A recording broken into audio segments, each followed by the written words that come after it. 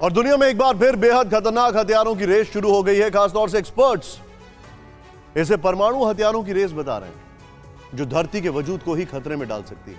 अनुमान है कि 35 साल तक लगातार हथियारों की तादाद घटने के बाद एक बार फिर एटम रेस की शुरुआत हो गई है। Stockholm International Peace Research Institute SIPRI ने एक रिपोर्ट में कहा कि यूक्रेन वॉर के बीच जारी इंटरनेशनल तनाव का असर परमाणु हथियारों के जखीरे पर दिखाई दे रहा है।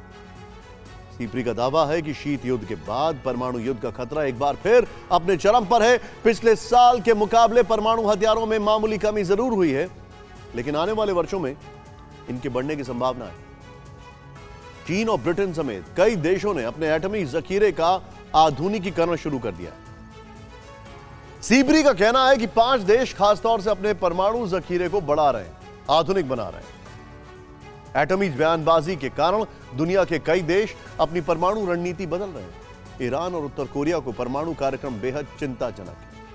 रिपोर्ट के मुताबिक उत्तर कोरिया के पास 20 वॉरहेड हैं और करीब 50 हथियार विकसित करने का कच्चा माल है। इस सब के बीच इंटरनेशनल पीस रिसर्च इंस्टीट्यूट की यह रिपोर्ट डराने वाली है, क्योंकि 2022 आधा बीत चुका है, लेकिन शुरुआत से ही साल बारूदी धमाकों और कई देशों के बीच बढ़ते तनाव का रहा।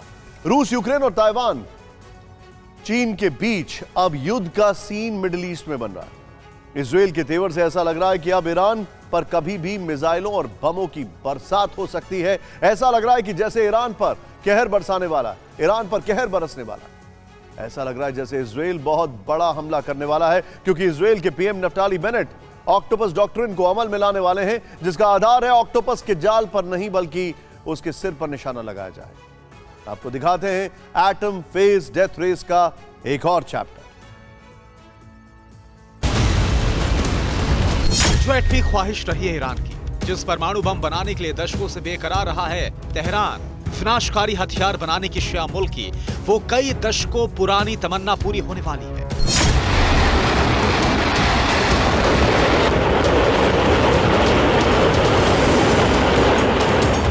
ये हम नहीं कह रहे, ये दावा है इजराइल का।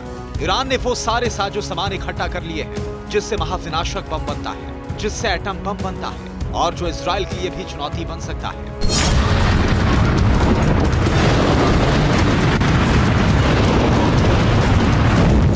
ईरान के एटमी हथियारों की तैयारी को लेकर पहली बार इजराइल के पीएम नफ्ताली बेनेट ने द टेलीग्राफ को दिए इंटरव्यू में बड़ा खुलासा किया है। पीएम बेनेट ने कहा कि ईरान तेजी से यूरेनियम इकट्ठा कर रहा है और खतरनाक तरीके से परमाणु हथियार हासिल करने के बेहद करीब पहुंच गया है। इंटरव्यू में इजरायली पीएम ने दावा किया कि अमेरिका और इजराइल से छिपाकर ईरान ने यूरेनियम का भंडार इकट्ठा कर लिया है।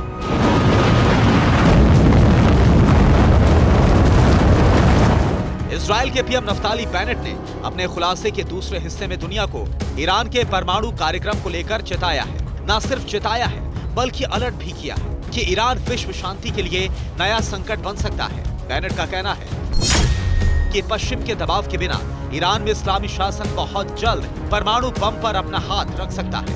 ऐसे में दुनिया को कड़ा रुख अपनाना चाहिए और ईरान में इस्लामी शासन को बताना चाहिए कि कोई परमाणु नहीं, कोई प्रतिबंध नहीं, क्योंकि ईरान का परमाणु कार्यक्रम तब तक नहीं रुकेगा जब तक ये बंद नहीं हो जाता।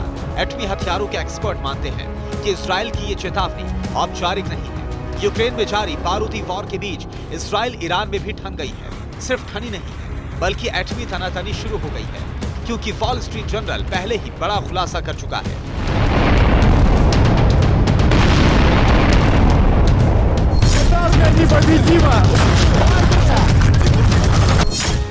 ईरान ने 43.3 किलोग्राम यूरेनियम जमा कर लिया है। पिछले 3 महीने में ईरान ने 10 किलोग्राम यूरेनियम जमा किया है।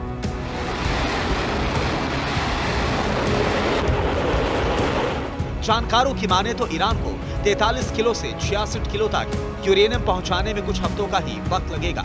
जानकार ये भी बताते हैं कि ईरान के पास पर्याप्त यूरेनियम है। ईरान के पास यूरेनियम का ये भंडार परमाणु हथियार बनाने के लिए काफी है। परमाणु बम बनाने के लिए करीब 25 किलो 90% संवर्धित यूरेनियम की जरूरत होती है, जबकि ईरान के पास इसका करीब 2 गुना ज्यादा यूरेनियम मौजूद है।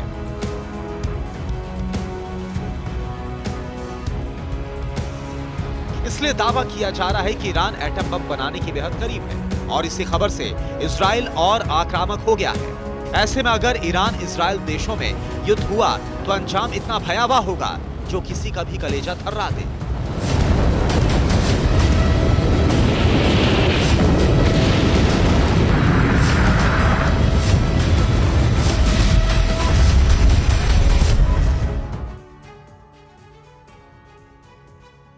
द टेलीग्राफ को दिए इंटरव्यू से मैसेज क्लियर है। इजराइल अंदर खाने ईरान पर अटैक की तैयारी कर रहा है, उससे सबक सिखाने की बात कर रहा है, लेकिन खबर है कि ईरान भी इजराइल के खिलाफ एक्शन की तैयारी कर रहा है। इसकी वजह है 2 हत्याएं।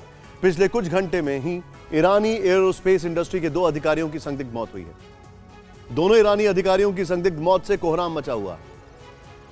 ईरानी सरकार ने आशंका जताई है कि मौत की इन घटनाओं के पीछे इजरायली खुफिया एजेंसी मोसाद का हाथ हो सकता है। इस्लामिक रेवोल्यूशनरी गार्ड्स कॉप के मुताबिक एरोस्पेस डिवीजन के सदस्य अली कमानी एक सड़क दुर्घटना में मारे गए हैं। एरोस्पेस इंडस्ट्री से जुड़े दूसरे अधिकारी 33 वर्षीय मोहम्मद अब्दौस भी ऐसे ही एक मिशन के दौरान मारे गए। कमानी और अब्दौस की मौत से पहले भी ईरानी सेना और परमाणु कार्यक्रम से जुड़े कई अधिकारियों की संदिग्ध मौतें हुई। चंद दिनों पहले ही तेहरान में revolutionary guards colonel Hassan Sayyad Khodaei की हत्या कर दी गई। ईरान ने इस हत्या का आरोप इजराइल की खुफिया एजेंसी मोसाद पर लगाया। ईरान ने इजराइल पर दुनिया भर में अपने नागरिकों के खिलाफ हमले की साजिश रचने का आरोप लगाया। एक बड़ी इंटरेस्टिंग बात यह है कि ईरान के रेवोल्यूशनरी गार्ड के जो चीफ है, उन्होंने कहा कि इजराइल से अगर एक भी गलती हुई तो हम उसे मिट्टी में मिला देंगे। तो बड़ा सवाल यह है कि इजराइल ने अभी तक जो किया, क्या वो उस गलती की कैटेगरी में नहीं आता? शायद नहीं आता। ईरान के राष्ट्रपति इब्राहिम रईसी ने हत्या का बदला लेने की कसम भी खाई।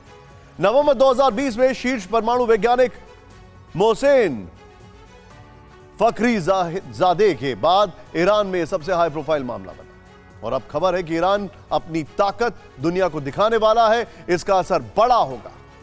परवाह देश की, सोमवार से शुक्रवार रात 10 बजे TV9 भारतवर्ष पर।